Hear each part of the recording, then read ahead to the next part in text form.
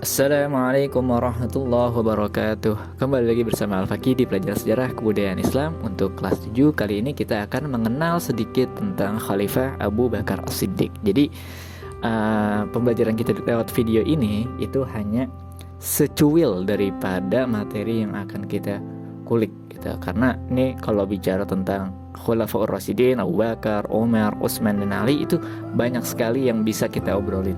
Tapi di sini hanya pancingan aja. Jadi serial nanti ke depannya itu hanya secuil daripada materi yang akan kita bahas. Oke? Lanjut.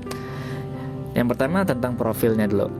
Abu Bakar nama lengkapnya adalah Abdullah bin Abi Quhafah At-Tamimi. Pada zaman pra-Islam atau sebelum Islam, dia bernama Abdul Ka'bah. Nah, kemudian setelah masuk Islam namanya diganti oleh Rasulullah dengan Abdullah. Ia termasuk sahabat paling dekat dengan Rasulullah SAW. Abu Bakar dilahirkan di kota Mekah 2 tahun sesudah tahun gajah, kira-kira tahun 573 Masehi. Ia adalah seorang pemikir di kalangan Mekah yang memandang bahwa penyembah berhala itu suatu kebodohan dan kepalsuan belaka. Karenanya, ketika diajak oleh Rasulullah SAW untuk memeluk agama tauhid, ia pun dengan segera menerimanya. Ia merupakan orang pertama yang masuk Islam dari kalangan kaum laki-laki. Oke. Nah, peran Abu Bakar dalam berdakwah ya pastinya perannya itu banyak banget ya. Tapi poin-poinnya itu yang pertama, melakukan dakwah kepada sahabat dekatnya agar mereka mau meyakini kebenaran ajakan Nabi Muhammad SAW. Setidaknya ada beberapa orang yang mau mengikutinya, antara lain Utsman bin Affan, Zubair bin Awam, dan Sa'ad bin Abi Waqqas dan sebagainya.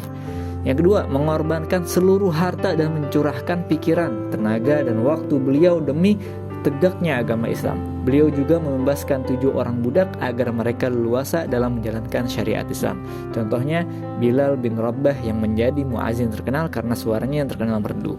Nah, di sini nih hebatnya Abu Bakar As-Siddiq itu dia itu nggak segan-segan buat mengorbankan segalanya yang dia punya untuk apa? Untuk tegaknya agama Islam. Misalkan punya duit 100 ribunya tuh diserahin. Jadi nggak ada khawatir sedikit pun, nggak ada keraguan sedikit pun kalau itu untuk Islam gitu.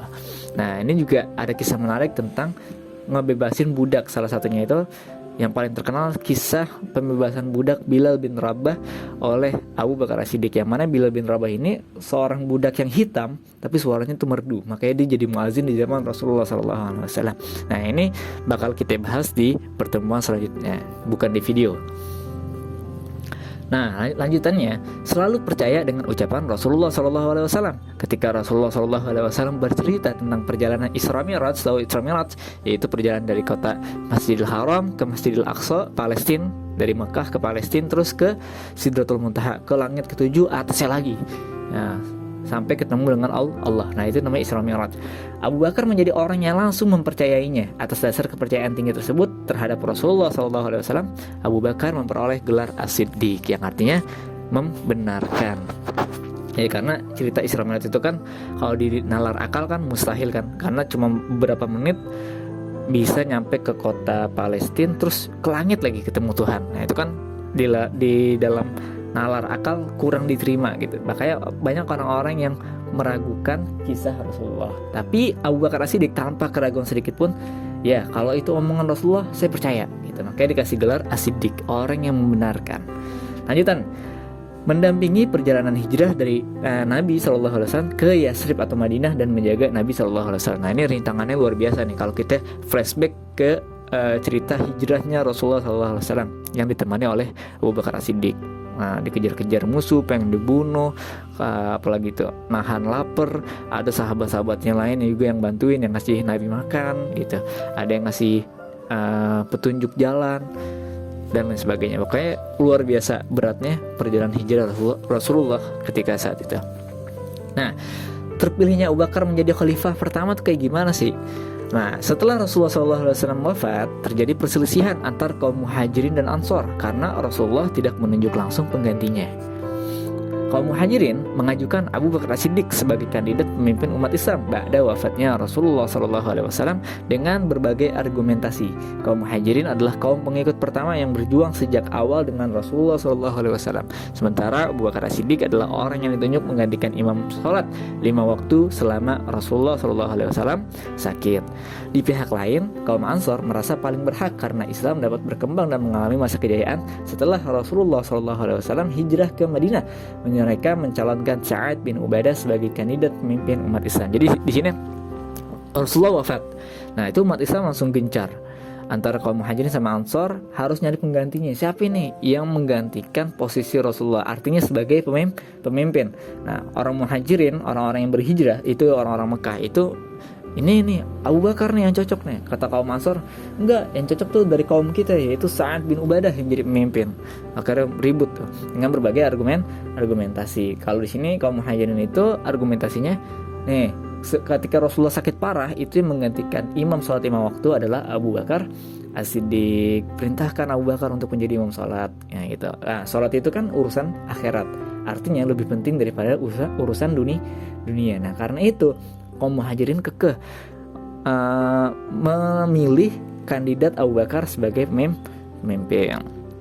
Ribut tuh. Nah, akhirnya lanjutannya perselisihan tersebut dapat diselesaikan secara damai oleh Umar bin Khattab setelah ia mengemukakan berbagai argumentasi. Selanjutnya, ia membaiat Abu Bakar As-Siddiq dan diikuti oleh Sa'ad bin Ubadah. Nah, di sini pokoknya itu alasan yang paling kuat itu Abu Bakar menjadi khalifahnya umat Islam pada saat itu karena pertama dari bangsa Quraisy, yang mana itu bangsa Quraisy itu bangsa yang disegani oleh orang-orang lain, kaum-kaum lain gitu, salah satunya. Terus yang kedua juga tadi yang udah dijelaskan ya, yang mana Rasulullah tuh seakan-akan udah ngasih isyarat gitu, nanti kalau pengganti saya itu Abu Bakar. Buktinya apa ya?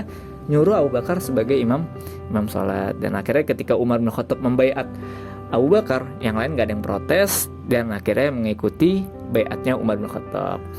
Jadi semuanya setuju. Prestasinya apa nih? Prestasi Khalifah Abu Bakar banyak pastinya. Yang pertama, memerangi kaum murtad. Nah, di sini terkenal dengan gerakan riddah gitu, perang riddah. Nah, di sini banyak kaum murtad. Ketika Nabi wafat tuh banyak kaum murtad. Ada yang ngaku-ngaku nabi palsu.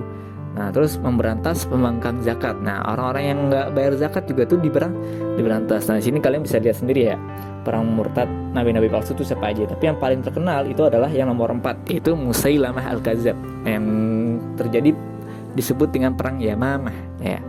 Terus kodifikasi Al-Quran, tahu kodifikasi pengumpulan Al-Quran atas saran dari Umar bin Khattab karena banyaknya penghafal Al-Quran yang gugur dalam perang Yamamah. Penulisan dan pengumpulan ayat Al-Quran ini dipimpin oleh Zaid bin Sabit. Nah, terus ada perluasan wilayah. Nih maaf nih, salah tulis. Perluasan wilayah ke Irak, Syria, Irak dengan menekankan pendekatan damai daripada peperangan.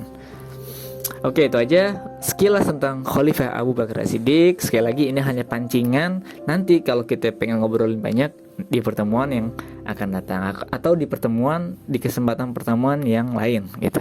Oke, kurang lebihnya maaf. Wassalamualaikum warahmatullahi wabarakatuh.